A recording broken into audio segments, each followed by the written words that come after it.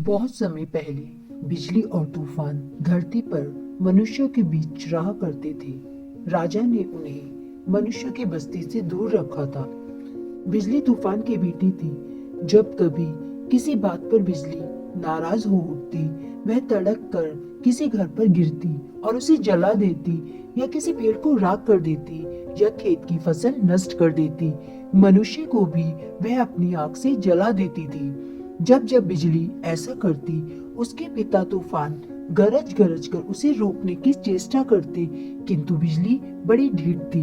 वह पिता का कहना बिल्कुल नहीं मानती थी। यहाँ तक कि तूफान का लगातार गरजना मनुष्य के लिए सिरदर्द हो उठा। उसने जाकर राजा से इसकी शिकायत की। राजा को उसकी शिकायत वाजिब लगी।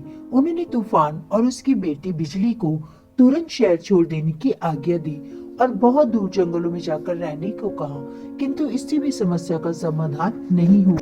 बिजली जब नाराज होती, जंगल के पेड़ जला डालती, कभी कभी पास के खेतों का भी नुकसान कर डालती।